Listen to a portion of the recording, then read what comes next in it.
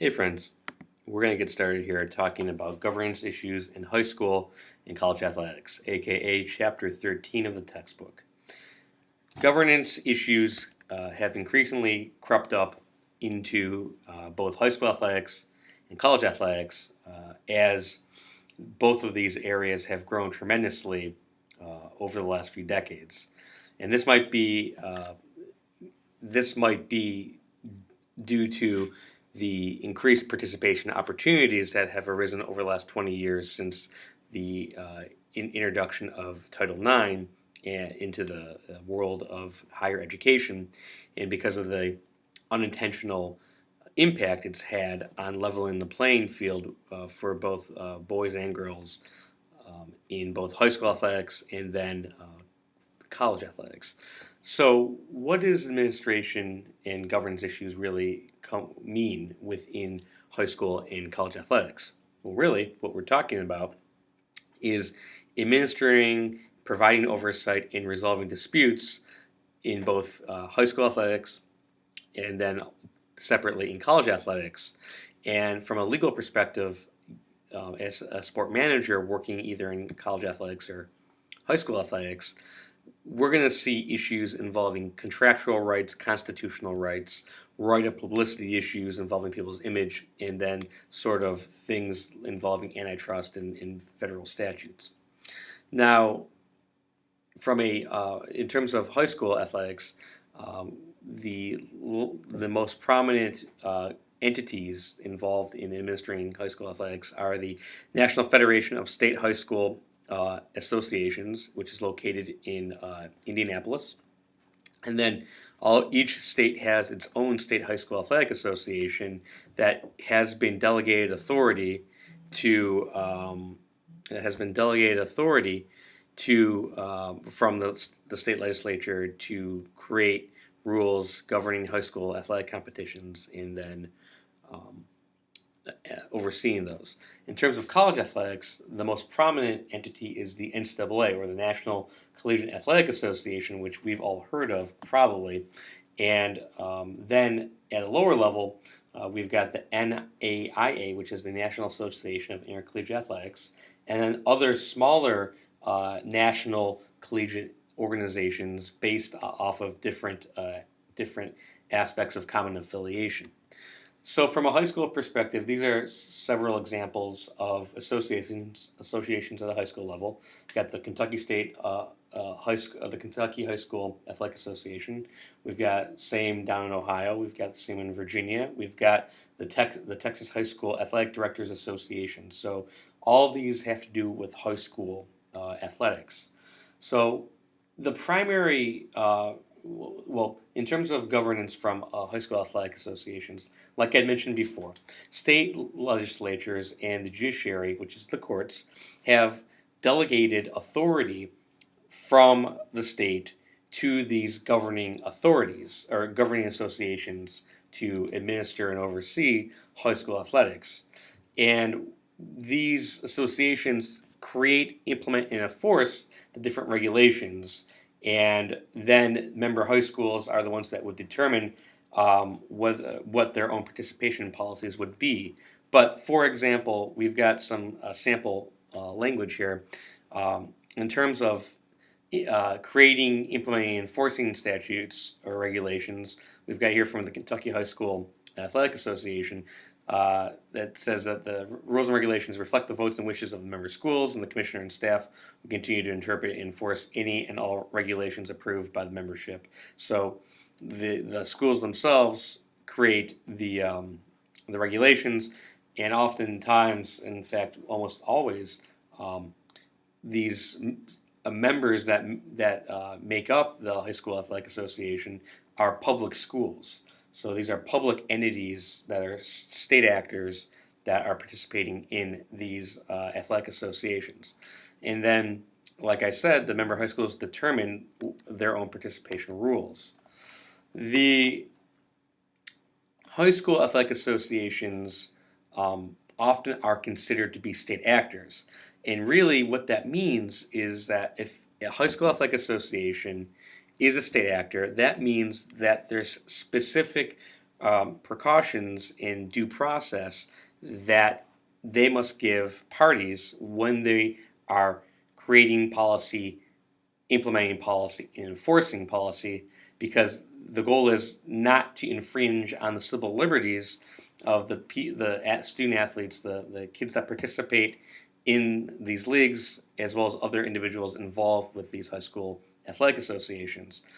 In addition to not infringing on our civil liberties, like our freedom of speech, freedom of religion, the freedom from being subject to an official religion, an endorsement of religion. Also, appropriate due process needs to be provided. So, if you think back to the chapter on professional sport and authority and governance, remember that a association's decisions are weighed against the whether or not it was arbitrary or capricious, whether it violates due process, or whether or not it contravenes public policy. And now we have a similar weighing of process, because once again, this is a governing entity. But on top of that, now we have issues creeping in of state of being a state actor, which we'll talk about very shortly. But again, very similar to private associations, courts have established that they are going to defer to the decisions of state high school associations, so long as these policies were not arbitrary or capricious, or they did not, or the institutions did not follow its own rules or policies. So, really, the key issue here is whether or not the association broke its own rules, or if the association did not perform a proper investigation. In those situations, it's likely that a aggrieved party will seek will file a lawsuit to be provided a remedy. And we saw this in the Letendre versus Missouri State High School Activities Association case, where this swimmer had filed suit protesting the high school association's rules, but the high school association was able to show a rational basis for that, and that it did not infringe on her due process, and therefore it was permissible. Now, typical issues that are related to interscholastic athletics, high school, is eligibility to participate in terms of what standards must the amateur students meet, the high school students meet. How does recruiting practices work? Drug testing, and then licensing and broadcasting issues. So with recruiting and drug testing, this is more about leveling the playing field. And in the Brentwood case, it was we had the major issue, in addition to whether or not the State High School Athletic Association was a state actor, but also the underlying issue was based on Brentwood's recruiting practices.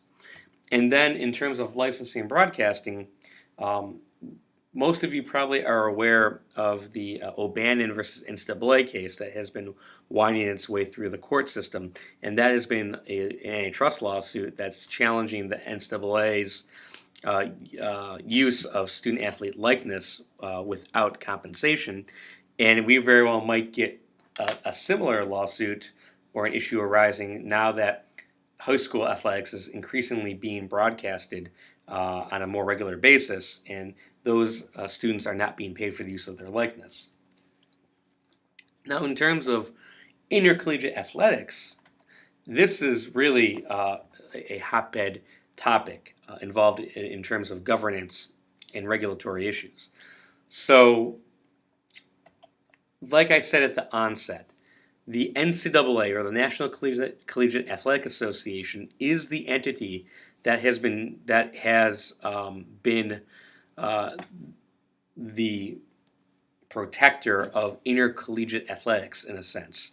It is a voluntary association that universities join, and those universities empower the NCAA to govern the not only their athletic programs, but just the overall administration of intercollegiate athletics. So scheduling games, taking care of coordinating with locations, and then with standings, working with conferences, working with facilitating the overriding infrastructure for the playing of college level athletics. And so their core purpose here is to make sure that competition is governed in a fair, safe, and equitable and sportsmanlike manner, and to integrate intercollegiate athletics into higher education so that the educational experience of a student athlete is paramount. Now, we can debate whether or not this core purpose really is being effectuated properly by the NCAA, but that might be a debate for another day. The responsibilities of the NCAA membership is to appoint representatives who serve as volunteers on committees and work to create legislation. And this NCAA legislation or bylaws is the sort of foundational rules that the NCAA members must abide by. And I'll have a copy of those bylaws on Blackboard so you can take a look at them. But in addition to creating rules and bylaws to ensure proper governance, there's also programs that are intended to promote, govern, and also further the core mission of intercollegiate athletics. And like I said before, because the NCAA is just an entity that is housed by the governing NCAA member schools, it is a bottom-up organization.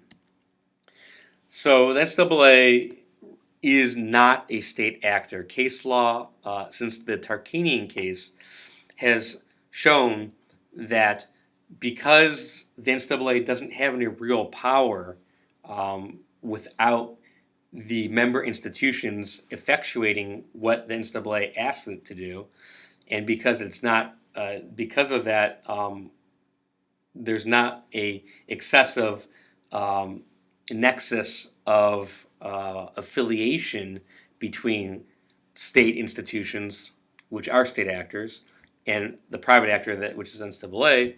The court chose to rule in the Tarkanian case that the NCAA is not a state actor. However, there are still challenges to regulatory authority of the NCAA. So there are still issues of due process concern when substantive due process and procedural due process are at risk, or an athlete's eligibility, or a cap on compensation of coaches, or not enough compensation, and other issues that are evolving are the optimal amount of compensation for student athletes, and then NCAA championships and pay to play and postseason play.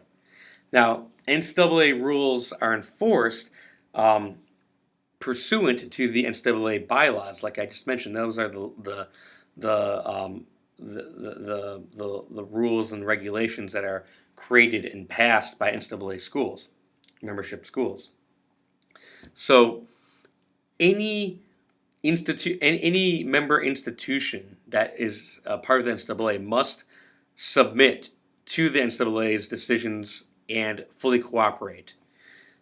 So when you have an issue involving violations of rules, like what we have allegedly, or what's seemingly to play out with the University of Louisville and them providing improper benefits to recruit potential basketball players, and here the allegations are that a representative of the basketball team, the director of operations, had paid and arranged to have recruits be visited by prostitutes or strippers who then would cut side deals with the players for paying for sex, and this led to the investigation of Louisville providing improper benefits. So once once the NCAA got wind of this occurring, they would send out their own investigation team to start gathering evidence and information. Once that investigation was complete, and remember, members of the University of Louisville were obligated to cooperate with NCAA because of it's what's listed in the bylaws of the NCAA. The NCAA that would then put out a notice of allegations, which laid out the what rules the NCAA thought that the member institution broke here at the University of Louisville. Then they would convene a committee on infractions, and the committee on infractions would hear the case. They act almost as the judge and jury, and both sides, both the investigators who represent the NCAA and the University of Louisville, who's acting as the defendant, would put on their defense, and then there would be a ruling, and then the university that was penalized could appeal. So this is sort of how the rules enforcement process works. In terms of rules, the NCAA has bylaws on virtually every major issue, whether it's ethical or unethical conduct, amateurism, recruiting practices, playing and practice times, violations of that, impermissible benefits, financial aid, how NCAA championships work, how the enforcement process works, etc. So it's a pretty intricate process. But like I said, there are limits to the NCAA's authority here. So again, the NCAA must follow its own rules of due process and follow its own bylaws. And in terms of the law of external constraints here, it must follow the law of private associations. Again, from last chapter, if the NCAA conducts itself in a way that's arbitrary or capricious or violates public policy, that could create a window for a court to void or overturn these practices. We also see movement in terms of a transfer of power from the NCAA, in a sense, to individual intercollegiate athletics conferences. And these conferences are an affiliation of schools, usually based on geographic location. The Big Ten, the Big 12, the SEC, the ACC. And now they're increasingly getting more power because, in addition to scheduling and putting on their own, they're providing benefits to their members, we're also seeing these conferences creating their own networks for broadcasting content and partnering with different broadcast companies like Fox or ESPN. And then these conferences are capturing this money and distributing it to their member organizations, their member schools, in pretty impressive amounts of money. So, for example, I believe that Big Ten is providing over $20 million a year to each of their member schools for as proceeds from the Big Ten network. So that's pretty impressive, and this can create a pretty unfair advantage for these schools known as the Power Five. And these athletic conferences are also not state actors. But what we're seeing is, because the Power Five are they're increasingly pulling away from the other conferences in NCAA athletics that do not have these resources, there is a push because in response to NCAA lawsuits against NCAA challenging practices such as restricting the value of player compensation in the form of a scholarship, and this potentially being an antitrust violation, we're seeing schools and member conferences asking for more autonomy from the NCAA, so that these conferences can pretty much, the conferences can act as mini NCAAs and administer each the schools in their conferences to better respond to the unique needs of these schools who have higher profile student athletes and are making much more money. So this basically shows up how autonomy might work, and you can take a look at that on your own if you want. So areas typically regulated by conferences, like I mentioned, are conference governance and policies and procedure, rules in terms of complying with conference rules and enforcement, and then there's general regulations in terms of recruiting, sportsmanship, ticket distribution, etc. Now, we kind of wrap up here talking about the issue of state actors. So we touched on this earlier. A state actor is a designation that means that either the entity actually is a governmental entity, like the University of Michigan is a governmental entity because it is a state-sponsored higher education institution. It's the flagship research University of Michigan. Or several other examples of when a non-government entity, a private association or private entity, could be still a state actor if that private entity performs a function traditionally served by government, or that the private entity and the government are excessively intertwined with each other to the point that it's hard to distinguish one from the other, and that would be an excessive entanglement. So in these situations, if a conference or a athletic association is deemed a state actor, that would create additional limits on the regulatory authority of these athletic associations. And again, they need to be careful in this situation not to infringe on civil liberties of their athletes or other individuals associated with the athletic department, like coaches, administrators, or GAs. And they must provide appropriate due process when enforcing the rules. So it goes back to whether or not basic elements of fairness are in play and there's an opportunity to be heard. So a couple of cases were touched on by the textbook. We had Brentwood Academy versus the Tennessee High School Athletic Association. So here, Brentwood's, the high school association that Brentwood was a part of penalized Brentwood for their recruiting tactics. And Brentwood was is a private school, and the Tennessee Secondary School Athletic Association was also a private entity. It was a private nonprofit organization.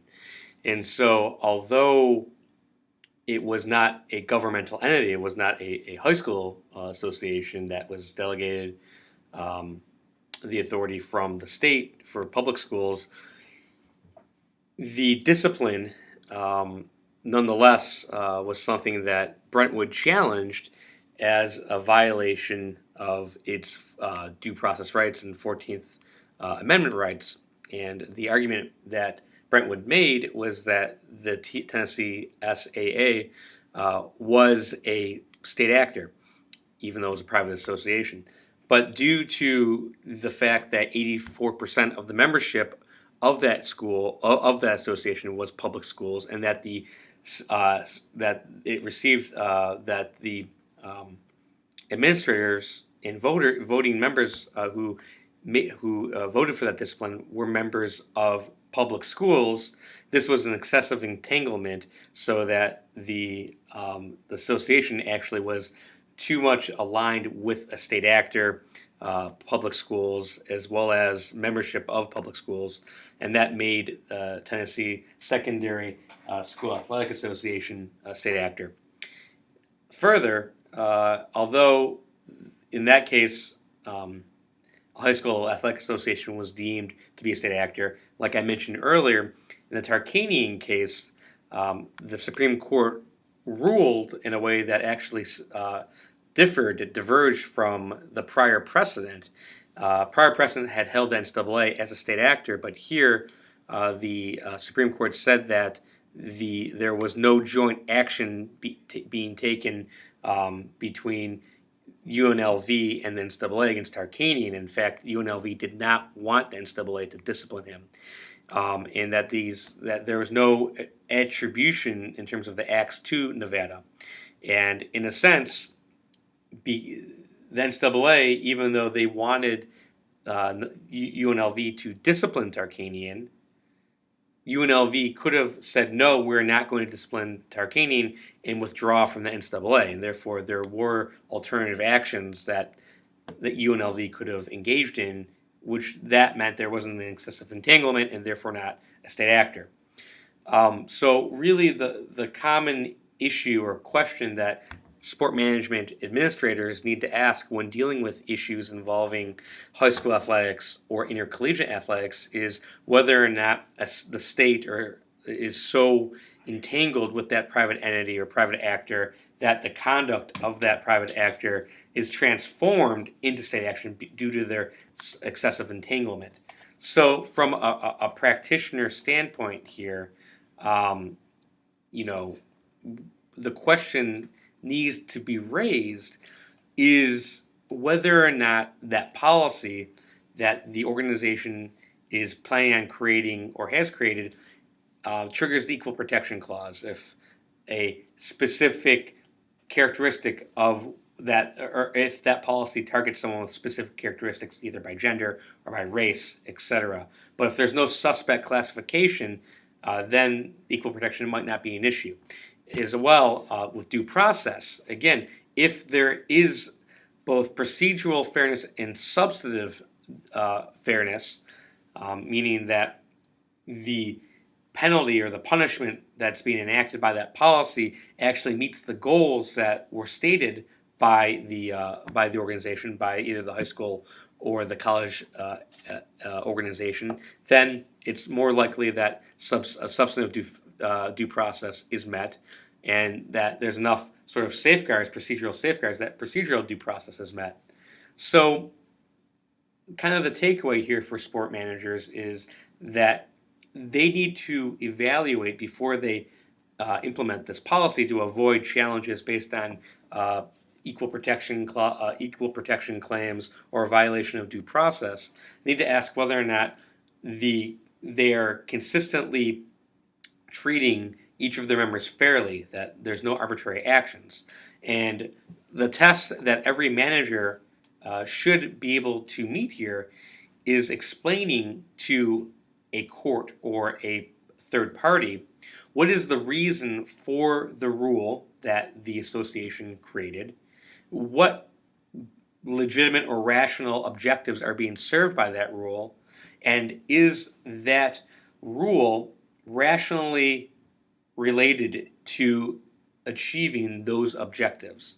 So if the manager is able to explain their decision and defend it by making that connection from the rationale to the result, then even if it's challenged, it's likely to be upheld. So that's really a major takeaway for you folks as future sport managers, is to understand the connection between the basis for the rule and how it's what legitimate objectives are being served in that connection. So that really takes care of it for this lesson, and I hope to see you guys soon.